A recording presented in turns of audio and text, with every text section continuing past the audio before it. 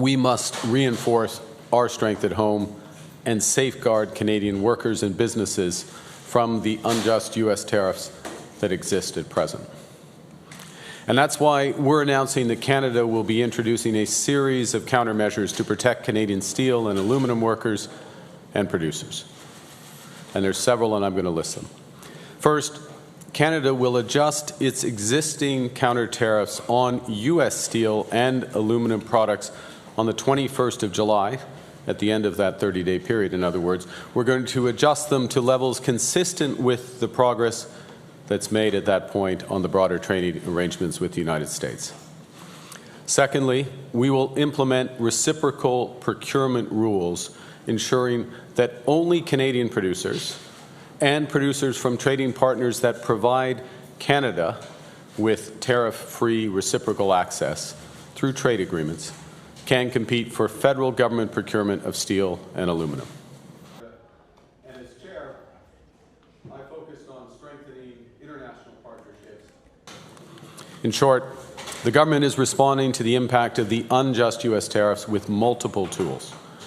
We will review our response as the negotiations progress. Much more, and work much more closely with Canada. Canadian leadership will be defined not just by the strength of our values, but also by the value of our strength. The world wants to do much more, and work much more closely with Canada, and we're ready. Now, on Monday morning, I, with colleagues, met with President Trump to discuss international priorities as part of the G7, but also to further negotiate a new economic and security partnership between Canada and the United States.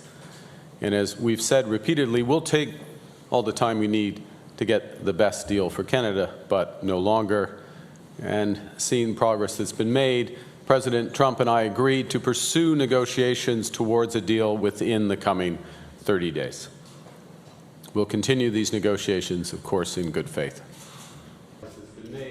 President Trump and I agreed to pursue negotiations. We're willing to sign a security and economic or commercial agreement with the United States that's in Canada's best interest, and only that. So that's the negotiation that. And there's several on the list. First, Canada will adjust its existing counter tariffs on U.S. steel and. The President and I communicate, I would say, relatively frequently on a range of issues.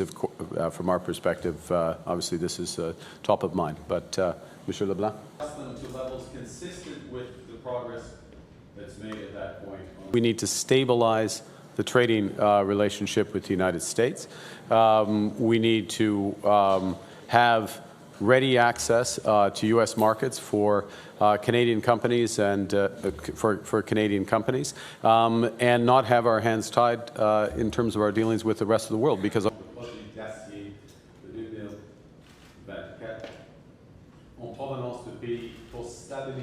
As you know, the U.S. tariffs on steel and aluminum are global tariffs. They're not targeted specifically at Canada, but they, of course, affect our steel industries and our workers. And one of the consequences of that effect, or prospective consequences, is that steel from other countries, from third countries, start to come into Canada if we don't protect our industries. So we're setting these quotas. It's a long word, tariff rate quotas, but a quota for the amount of steel that can come in from third countries, to limit that amount, to stabilize the market. And to be clear, we will be reviewing the level of those tariff rate quotas as this progresses. It depends on what the United States does, first and foremost with Canada, whether we come to an agreement in the next 30 days, but also what they do with the rest of the world.